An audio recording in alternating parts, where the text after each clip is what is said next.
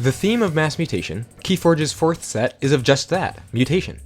According to the lore of the set, a vault full of dark ember was opened and mutated a number of the creatures living on the Crucible. Some familiar faces were mutated into new forms, such as Bad Penny into Rad Penny, and Doc Bookton into Bot Bookton.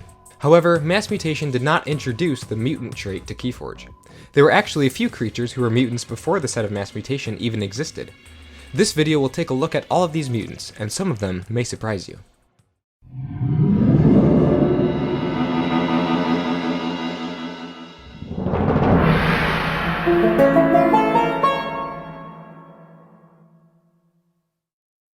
Interestingly, all the pre-Mass Mutation mutants belong to House Logos, except one. First up is Mimic Gel, one of the most unique creatures in the game, possessing 0 power, but reading, Mimic Gel cannot be played unless there is another creature in play. Mimic Gel enters play as a copy of another creature in play, except it belongs to House Logos. Mimic Gel appeared in Worlds Collide, and with the sheer abundance of amazing creatures in that set, Mimic Gel was never a card people were sad to see in the deck. From the incredible Saurian creatures, such as Senator Shrix or Tribune Pompatus, to the impeccable Star Alliance creatures like Commander Chan or Com Officer Kirby, Mimic Gel could copy any of them, and that's certainly an effect to be feared by the opponent. One last interesting fact about Mimic Gel is that his other trait is Shapeshifter, shared by only one other creature, that of Science Officer Morpheus. Pretty neat. Next is Neutron Shark, whose 1 power and reads, Play, Fight, Reap. Destroy an enemy creature or artifact, and a friendly creature or artifact. Discard the top card of your deck. If that card is not a Logos card, trigger this effect again. This creature makes for some pretty chaotic removal, destroying not only creatures but artifacts as well, increasing its utility even more. And if its destructive capabilities end up getting out of hand, it can destroy itself as well to stop the madness. Neutron Shark appeared in all 3 sets before Mass Mutation, and was a creature to be reckoned with every time. Project ZYX is our next card, appearing in Age of Ascension and reading, Fight Reap. You may play one of your archived cards as if it were in your hand and in the active house. Project ZYX was part of the ZYX suite of creatures that occasionally appeared all together in an AoA deck, consisting of Director of ZYX, Project ZYX, and ZYX Researcher. All 3 of these cards interacted with your archives in one way or another, and Project ZYX is fantastic because it lets you play cards straight out of your archives. Project ZYX is a great one to be sure, and its 5 power, 1 armor can make it a challenge to get off the board. The next mutant is Replicator, another incredibly valuable Logos creature that reads, Reap. Trigger the Reap effect of another creature in play as if you control that creature. That creature does not exhaust. Like Neutron Shark, Replicator appeared in every set before Mass Mutation, and throughout its lifespan, its versatility was through the roof. Replicator could copy opponents' creatures or your own creatures. In Call of the Archons, you could replicate great cards like Wish of the Eye. In Age of Ascension, you could copy creatures like Professor Sutterkin. In Worlds Collide, you could copy the Reap effects of Born Knit or Quant, just to name a small few examples. Replicator is definitely a threat to your opponent, especially if there are a number of valuable Reap effects on either side of the board.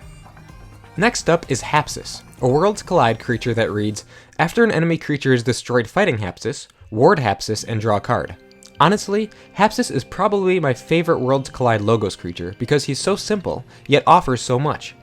He provides board control and deck efficiency all in one, and because he gets warded, he can do so turn after turn, taking out problem creatures and not getting punished for it. Even creatures with Hazardous, while being more of a problem, rarely stand much of a chance against him. Hapsis is a wonderful creature, and I'm always happy to see him in my deck. The next card on this list is Jargoggle, an incredibly unique Logos creature that has 2 power, elusive, and reads, Play. Put a card from your hand face down under Jargoggle. Destroyed. If it is your turn, play the card under Jargoggle, otherwise archive that card. Jargoggle is super cool, allowing you to plan ahead and set up for a better turn later on, something to surprise your opponent with down the road. And even if Jargoggle ends up getting destroyed when it's not your turn, you still don't lose that card since it gets put into your archives. It's a shame Jargoggle only appeared in Age of Ascension and Worlds Collide. I would have loved to see him in more sets. The last of the Logos pre-Mass Mutation mutants is Dysania, a terrifying creature who reads, Play. Your opponent discards each of their archived cards. You gain 1 Ember for each card discarded this way. This card is absolutely brutal. One of those cards that's right up there with things like Too Much to Protect that you scan the opponent's deck list for before starting the game, especially if you're playing a deck that does lots of archiving.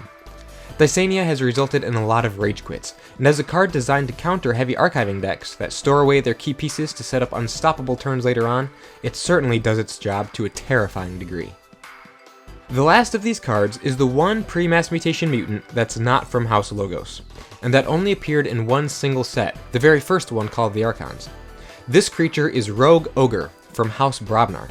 And seeing as Brobnar isn't even actually in Mass Mutation, that makes it the one single mutant Brobnar creature in the whole game, and it reads, at the end of your turn, if you played exactly one card this turn, Rogue Ogre heals 2 damage and captures 1 Ember. This can be a frustrating creature to get off the board, seeing as he can gradually heal the damage dealt to him while simultaneously keeping the board under control and capturing the opponent's Ember.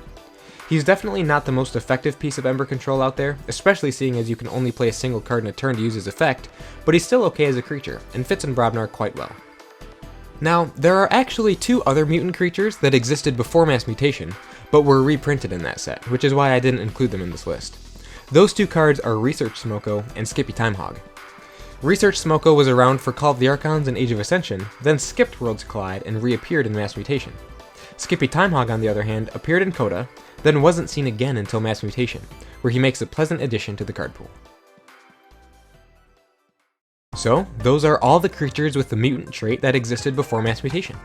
A common theme that I found among these mutants is that most of their abilities are extremely unique, unlike those found on any other creatures, be that playing cards straight from your archives or copying reap effects. Let me know your thoughts on these creatures, and if you would have liked to see any of these creatures reappear in Mass Mutation, and how they might have interacted with that card pool. Thank you all so much for watching, and I can't wait to see you all again in the next one. See you later.